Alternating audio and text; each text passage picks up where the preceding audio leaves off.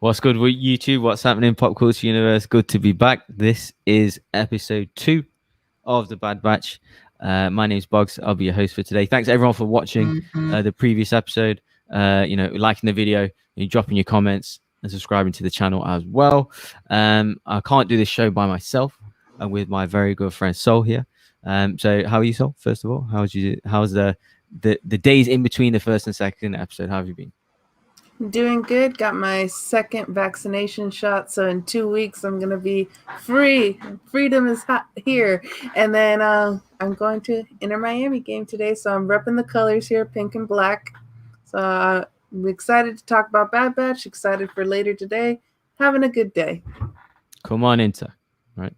Is that what they say? Yeah, come on, Inter. Yeah, makes sense. Not really, but let's go. Inter Miami, right? That's how it should be. Yeah. Anyway, so we'll start that off. We'll start that trend. But anyway, yeah, you guys are here to watch the Bad Batch episode 2 review, and we're gonna do that now. So we're just gonna give our overall thoughts on the episode. Moving on from the first episode, that was a 75-minute episode. This was I think 28 minutes with credits, so it was shorter. I did find it a little slower than episode 1, which is obviously to be expected. But lots of interesting things did happen, small interesting things, and particularly the transition I felt both the character development with certain individuals and the transition from going from the Republic to the Empire, and us seeing it from different angles, from citizens, from the Bad Batch themselves, from clone troopers, just seeing the different forms of society transition. So I thought that was interesting. Yeah. So what were your overall thoughts on the episode? It was definitely a little bit of a slower episode, but I don't fault it because of that. So I agree with you on that part. It felt like just watching a Clone Wars episode. And then also you have moments in there that you're seeing the transition. You're seeing things that remind you of just like what Star Wars is, what the Empire is, like how it gets to that point. Because obviously when you're watching if you watch just the movies, you have the prequel movies, it's the Republic, you watch the original movies, it's the Empire. Goes, how did it get there? So there's very interesting moments that happen in this episode that I'm sure we're going to carry on throughout this whole season of like how that transition happened. Yeah, exactly, and it happened in very different forms. So we'll just get into it now. So the Bad Batch head to, what is the name of the planet? So I'm struggling with the pronunciation of it. Salukamai, I think. That's the right word. Okay. And then, we see how, anyway, they kind of land, and we established that they are going to see Cut, the former clone trooper that left them in season 2 in the Clone Wars. So they're going there to establish, some plans and stuff. So, and then initially we see them land, and we see kind of Omega with how sheltered she has been on Kamino. And we see that a bit like Rey, I felt in the Force Awakens, seeing the kind of Maz Kanata's kind of area and planet and stuff, and being surprised at all the green and stuff. I felt that was really similar to Omega here, and playing with the kind of dirt even, and all the Bad Batch looking confused at her, showing that she's being brought up a certain way, almost a bit like a lab rat in a way, where she's being kind of released. So I felt that was interesting. And then they move through the fields, and they find Cut, LeQueen, who establishes that and tells us that Rex was just there the day before the Bad Batch arrived. So initially first thoughts are damn, like surely hopefully we'll see him in the next coming episodes, or perhaps was Ahsoka there they didn't mention, or perhaps that's a looming, or was she there, or where is she? So yeah, a few open-ended questions there, and like what's going on with Rex as well at the minute. So yeah, what were your overall thoughts on just the opening of the episode? I love that it really showed like the sense of wonder of a child, because Omega's a child, and also we don't know because we know she's a clone, we don't know how like fast if she's like Boba Fett or if she's like the other clones. So she looks to be like 10, 11. She could very well be much younger than that in life. I don't think she's ever been outside. She's only been inside on those on that space station in Kamino, whatever it's called. I guess Star Wars fans don't come at me. I don't remember the name of it. But so just the fact that she goes outside, she breathes the air, she touches the sand. I think I was watching one reaction show where they were like, I do like sand. It's coarse and gets everywhere. And they were making a joke off of Anakin, but it was just like, this is the Grogu of this show. This is the part where kids can like really like connect with this person, and the fact too that you're seeing just the sense of wonder and someone learning how to be a kid. We saw later on in the episode her learning how to be a kid, and it was just really cute. Yeah, we see it again after this where she plays like catch or Yeah. with the other kids there with Cutler Queen's kids, and you just saw like the kind of pure soul that she sorry for the pun, the pure soul that she is. And yeah, you can see that she's obviously lived a very sheltered life. And I think it was Takodana. I think that's where Maz Kanata's palace was on in Force Awakens. Yeah, so I felt like it was quite similar to Rey. I've noticed that a few times. I think that some of the cinematography and the choices that they make in this season of Clone Wars is a little similar to moments in the sequel trilogy, in particular The Force Awakens. I've noticed that. But yeah, anyway, the Bad Batch then head into town, and through Hunter, kind of we see the transition of the Republic to the Empire, Hunter and Cutler Queen. So we see the ships being impounded.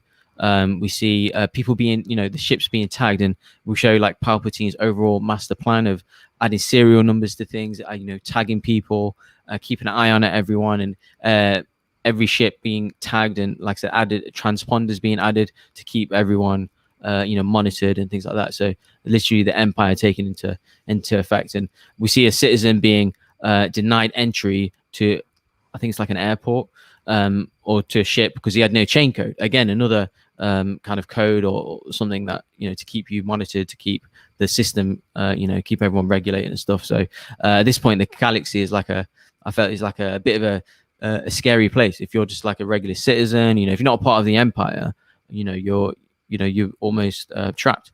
And it's kind of weird to see the Clone Wars behaving in this. It's like the clones themselves behaving this way, because 2 days before they were fighting for the Republic, and now all of a sudden Order 66, and then all of a sudden this Empire that are denying people things and tagging everything and putting transponders everywhere, and all the kind of at Palpatine's wish. So yeah, what about you seeing kind of Hunter, and like I said, the initial changes from the Republic going to the Empire, because we haven't seen this kind of foot on the ground transition in this way.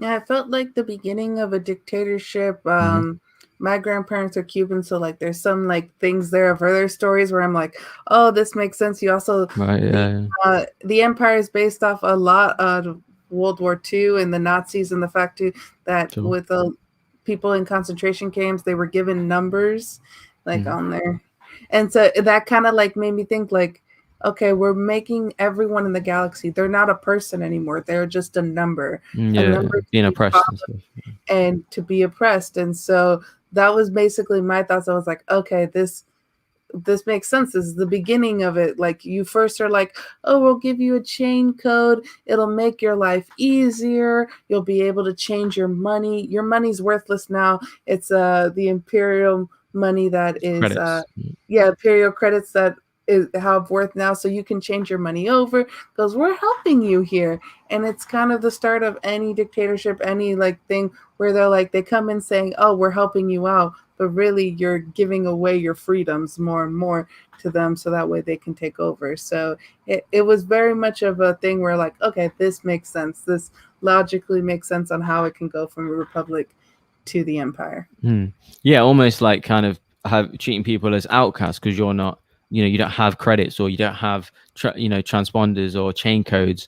And that's how the rebellion started, so it was their own kind of downfall. The Empire was their own kind of mishandling of society through dictatorship. Was the start of the Republic. I think we're going to see a lot more of that moving forward, whether it's we did see Saw Gerrera at the start in episode 1. Maybe we see Empress Nest or other characters of that nature as well. But anyway, moving forward, Omega nearly is killed by a neck suit. So this creature is the same creature that is in Attack of the Clones that kind of scratches Padme's back, and fights off Obi-Wan and Anakin as well. So we see the same creature, and then we see a kind of anyway, they kind of scare off the creature, and then we see that the Bad Batch and Hunter in particular isn't adapting to Omega. She is a child, she's a kid, and they don't know how to handle her being upset, and they're telling her off. And Hunter realizes Cut can give Omega a family, because he kind of treats her like a little girl, like a child that she is. Says come here, gives her a hug, kind of carries her away. She's telling her it's all right. We see the kind of Bad Batch are inept in doing so, and they're treating her like a soldier, and which obviously is not the case. So so what about you? Sorry, as as the way that they kind of handled Omega there, and seeing that the how kind of inept they are, and how almost this is the wrong environment for her in a way. It kind of just shows like how out of his league with trying to take care of a child Hunter is, and it's very much there, treating her like a soldier. That's all he knows, is being a soldier and treating people like soldiers. And so he's there trying to go logically, like, you could have gotten killed, where really all she needed was a hug and to be taken care of. And Cut, who has his own children, so therefore he knows how to speak to a child, and that's really what Omega is. She's a child. And so that was in that moment where we see later of Hunter making that decision, like, she needs to be with Cut and Sue. She doesn't need to be with us. But at the same time, it's all that Omega wants is to be with Hunter and to be with the Bad Batch. Because we saw in the previous episode, everything Hunter did, she was echoing, pun intended, everything he did. So hand up, she did the hand up. Anytime he did a move, she was following him. She was mimicking him. And so it's very much, there's this connection there between Hunter and Omega, and that Hunter needs to realize, goes, Omega, like, he's what Omega wants. Yeah, I felt like it was almost like the crew in Predators, like with Arnold Schwarzenegger and Carl Weathers, and imagine if like a little kid was in that crew. That's the kind of comparison. It would be like, no, like, you're getting told off if you're not doing exactly what we say and do. So yeah, so she was a bit vulnerable there, but good job. Kind of Cut was there to put his arm around her shoulder. And then kind of what happens next is a series of events where Echo and Tech get their ship captured, in a way to try and get some chain codes to get them to get kind of Cut Lawquane and everyone else off planet safely, so they could kind of board the ships and stuff. So what happens then? Cut Lawquane and his family head to the airport to try to kind of meet everyone once they get the chain codes. Omega steals the chain codes that she sneaks aboard. Unknowingly, of course, and she sneaks the chain codes that Echo and Tech obtain, and then she kind of gets caught. And then the kind of the rest of the Bad Batch establish this. Wrecker kind of fights the other clones, and you just see how just overall, just way kind of stronger he is than everyone else. Even the 3 clones that he was facing, and he kind of just beat them all together. Yeah, and just so he's way stronger than all the rest. So it's almost like he's an elite clone in that way in terms of strength. So and then Omega has an interaction. I noticed with each Bad Batch member. So she's had the interaction with Echo and Tech, then she has it with Wrecker, then she has it with Hunter, almost as if it's like a goodbye, her own way, a little goodbye. So I did kind of pick up on that early, coming into the end of the later episode. So what did you and then Omega obviously has I'll come to that, what happens after that. But yeah, what do you think initially of Omega kind of stealing the chain codes and kind of trying to help out the Bad Batch herself, and almost putting them all in trouble whilst doing so? Basically what Sue said earlier in the episode to Hunter is, kids get in trouble, it's our job to protect them. And so it was basically like that was said, and then it happens later on. It's like she tried to make up for it. Yeah, but really she didn't. Yeah. So she's there when Tech was just like, oh, I'll easily get the chain codes and I'll take them to you. And then all of the troopers are coming in. And so pretty much Omega's like, let me help. And that's really all she wants to do, is she wants so hard to be helpful to this group, to show that she belongs, to be accepted. And so that's why she's like, I'll do it. And she goes and takes it and tries to run that mission. But then again, she's also a child. So that's kind of the funny thing, is that she's not as successful until Wrecker comes and like saves her and does the bonking of the heads, goes, where's your chain code? Oh, I think it's here. Oh, wait, no, it's here. And then bonks the 3 heads together. That was a funny moment that I'm sure, like, when my niece ends up watching this episode, she's going to laugh at. definitely. And then Omega obviously has the 5 chain codes. She gives it to Cutler Queen and Hunter, and then he explains that she says, "Oh, Tech gave me 5 codes by mistake," and then Hunter explains to her, "It's not by mistake; it's for you." He requests, or he tells her to go with Cutler Queen and his family. He has 2 kids and his wife as well, who's a Twi'lek. And he wants her to go with them because he feels like she belongs with them, as in she needs a family, she needs a mother father figure, she needs siblings, she's safer with them. But she explains she doesn't want to go, but he's insistent, and he tells her, you have to go, you're not safe with us, this ain't the right place for you, we're soldiers, we're on a kind of bigger missions here, although you are one of us, it's not the right time for you. And then kind of sends her away. I thought this is interesting. It's like a very kind of family orientated episode overall. Connecting with parents and things like that. So, but yeah, your thoughts on the choice there by Hunter? Do you think it was the right choice? And I mean, it's hard to say that isn't the right choice, but Omega's kind of response it was pretty sweet, right? You definitely feel like Hunter is trying to make the best choice that he can. And so in that sense, you're like, okay, this all makes sense to me. And I legitimately thought, which we'll get to later in the episode, I was just like, oh, they're changing it up here. They're actually going to have the character go with the family and not be a part with the Bad Batch. Obviously that didn't happen. A little spoiler for what happens next. But because I was just like, okay, let's not do the same tread of the Mandalorian goes found father, found kid with Mando and Grogu. But I was like, they can make it work. I like what they're doing so far. But I legitimately thought, I was like, wow, this is brave to have her go off. But then obviously that changes a little later. Yeah, and then kind of as Cutler Queen and his family are boarding the ship, Hunter gets a call, that everyone else is in trouble, they need help. They kind of go across to help him, and just as they showed kind of 2 story arcs there, as Cutler Queen and hit getting their kind of chain codes checked, a bit like that scene in Solo where Han Solo is getting his his ID checked before he kind of leaves his planet there. We see the opposite where the clone troopers are fighting against the Bad Batch basically, and we see at the last minute again. We see obviously Hunter, how kind of efficient he is and coming in and helping out, and we see Omega arrive at the last second. That she obviously didn't board the ship with Cutler Queen and her family, and, his wife and stuff. So I think I kind of saw that as well because the camera did hang a little bit. The shot hung on Cutler Queen's wife, and she's like, come on, and then it just kind of zoomed in on the wife, and it was like an indication, okay, she's gonna stay. And then she arrives there last second. Again, she puts them in trouble because there's a kid there in the middle of a kind of battle scene. They have to go and save her as they're literally about to escape. She kind of arrives and they have to go back and save her. I think it's Wrecker and Hunter go.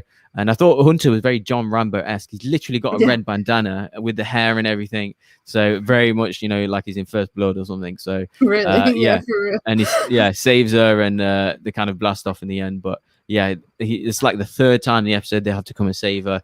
Almost in that way, it's like she's earning them saving her. That's like the transition of her becoming into the Bad Batch, into the crew. Basically, that's her acceptance through an unconventional way.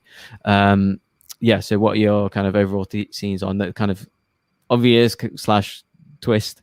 What happens with she reverses a decision and then they have to save her again before boarding the plane?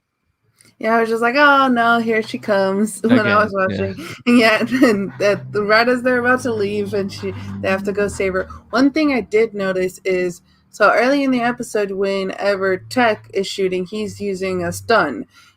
Or Wrecker, he's using non-lethal force. Yeah. Whenever Hunter came, he's using the actual blaster gun. Point blank, you like fire at people. Point blank, firing at them. He did. It was very much Rambo-esque. And I was like, is there going to be a scene later, like him thinking like, oh, I just possibly might have killed my brothers there? Because he's coming in to help the Bad Batch, who are his brothers, to then end up saving Omega again. Mm. So in that moment, it could be where he's just tapping into being a soldier and doing what it is necessary as a soldier. And I want to see what happens a little bit later there, because he was the one that was actively physically harming the other troopers, whereas the other ones were, it was set to stun or non-lethal force. So I kind of want to see a scene there, if we'll get it, of like his, like maybe a PTSD, maybe a thought process of like, I really hurt the people who are my brothers. Yeah, interesting, because I think one of them, because as Cutler Queen was born in the plane, I think some of the other troopers recognized him. Oh, you look Mm-hmm. like, and then there was like a cutaway, or they got distracted, or they Yeah. got a call to to let them know to go and help out Trouble at fighting the against the hangar Bad bay. Batch. Yeah, yeah. And the I think maybe because Hunter has the additional emotion or connection with Omega, maybe he's doing whatever it takes to save her. I don't know, possibly. But yeah, and then just to kind of finish the episode, Omega then has a kind of sit down with Hunter. She explains that she wants to be with the Bad Batch. That's where she believes that she belongs. Just overall showing the kind of strong character development she has, particularly with Hunter, and the bond that she has. Like I said, she did have little scenes with each character, but particularly with Hunter, there's like a bond there that you clearly see, and it's clearly developed throughout, where he's understanding her more and being more acceptance of her as almost like a little sister. So yeah, thoughts on the final kind of scene there? Yeah, the fact of is, this is where you want to be, this is where you're gonna stay, Mm. and that was such a cute We moment. accept, I accept your Yeah, decision. That's why I right. felt like Hunter was doing that. And it was just like, it was just the connective threads right there between the two of them. And so I feel that that's gonna continue out through the story, is that him and like Hunter and Omega are just gonna get closer and closer and closer, and he's gonna view her like a little sister. And I really want to know, is she an accelerated clone, or is she like Boba Fett? Because we might see her get accelerated and become, maybe by the end of the show she could be around what they look like, their age. So I really am curious to see which side of the clone is she.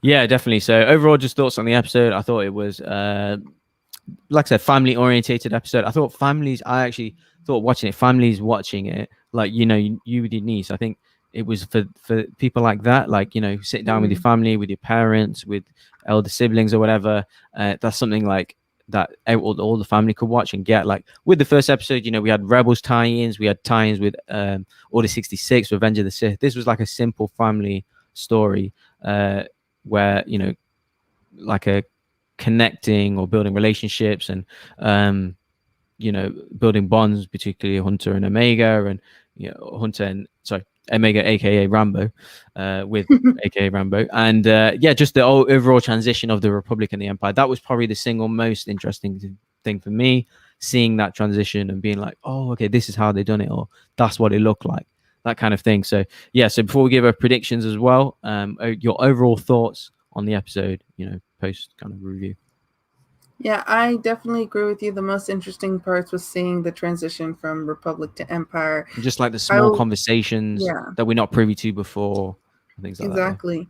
That. And I think too that like the first episode, if you're a Star Wars fan, you're gonna love the first episode. I think the second episode is more, like you said, for families. Like if you're a Star Wars fan, you still like can love the episode. I very much enjoyed the episode, but I think this one definitely was more geared towards family. And we've seen that in the Clone Wars, we've seen that in Rebels, but you have the episodes that are like amazing and full of Star Wars lore, and then you have episodes that are like, this is the one that like the little kids who are watching are gonna enjoy. And like George Lucas said, Star Wars is for children. So when it's geared towards children, you can't ever get mad at it, because that's what it is for.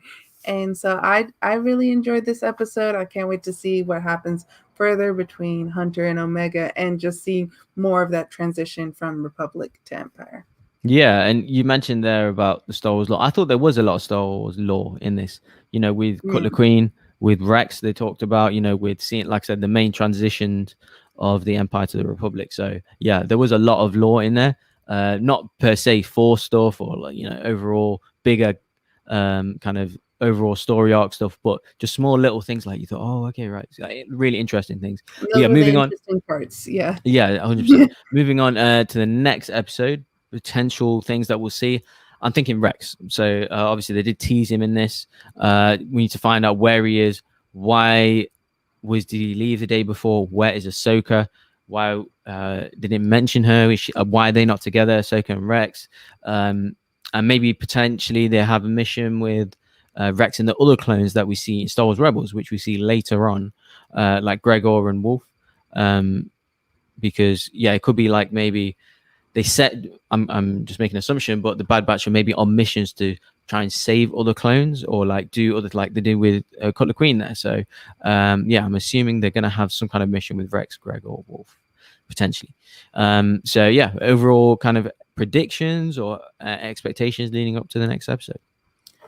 I think we are going to see Rex in this series. He's already been teased. I think we saw him too in the trailer.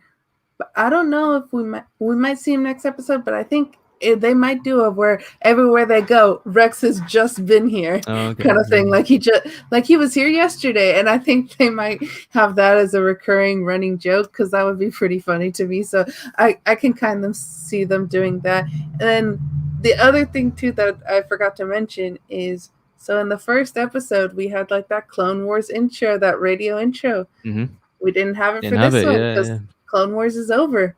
So that was just another like thing that I was just like, are we going to see that this episode or not? We found out, nope, it's not here. Clone Wars over.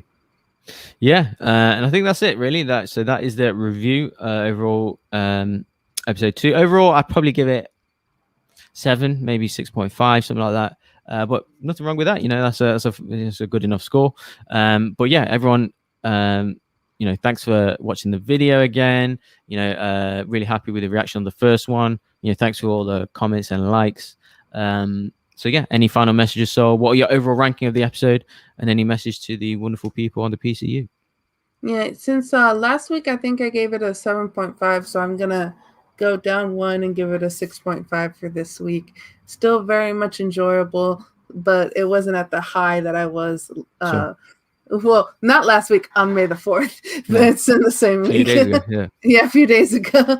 But just keep checking these reviews when they come out. Make sure to like and comment, subscribe here, hit that bell so that way you know when the next review is coming out. We also have some trailer reactions, so definitely go check that out. We did an Invincible review, check that out. So just check everything here on the PC universe. Yeah, that's right. Drop your comments saying, give us feedback, any recommendations you want, anything like that. So thanks everyone for watching, and we'll see you next week for episode 3 breakdown of the Bad Batch.